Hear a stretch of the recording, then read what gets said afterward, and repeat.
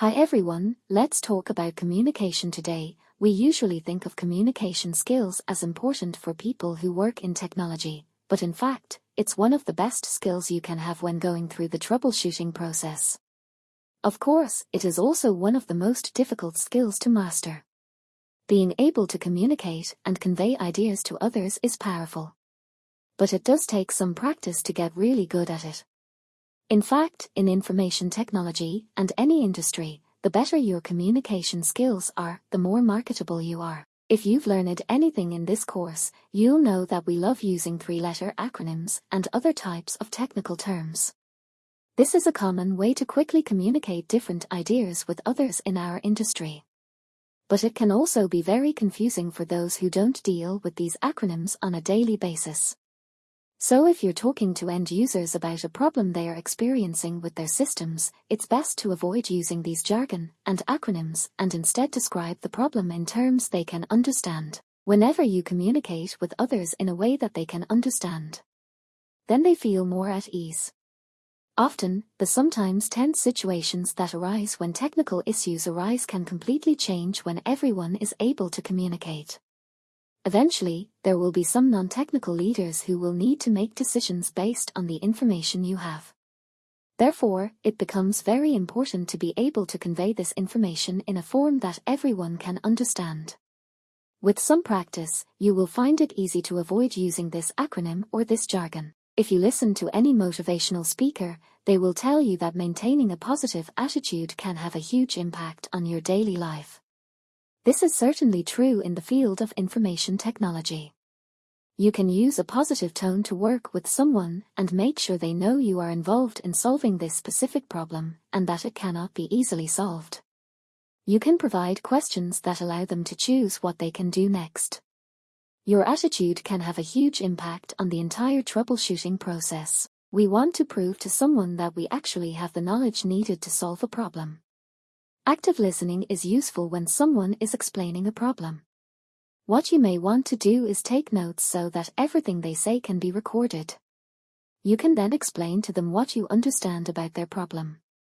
The key is to build relationships with your customers. One of the best ways to do this is to have a conversation about the problem they are having. If you can listen to this question without interrupting the entire process, you may find that you are able to glean information that you wouldn't normally get.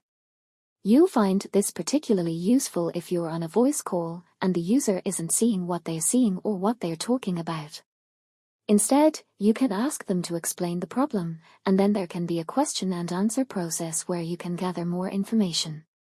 This is a challenging skill to prove, and you may find that not interrupting during the process makes the entire troubleshooting process go much smoother. The first step in the troubleshooting process is to gather information. One way to do this is to clarify customer statements.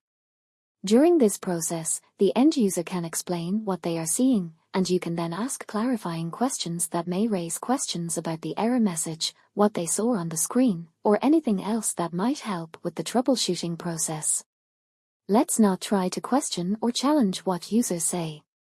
Instead, we tried to gather information about what they thought they saw on the screen during the process. You repeat back to the customer what they just told you. Not only does this show that you've written down the content correctly, but the customer now knows that you're listening to everything they told you about the issue.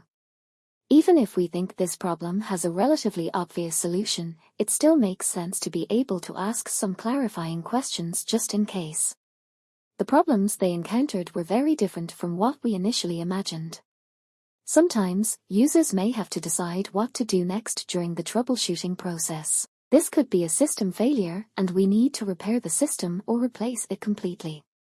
We need to provide these different options so users can decide what they want to do next.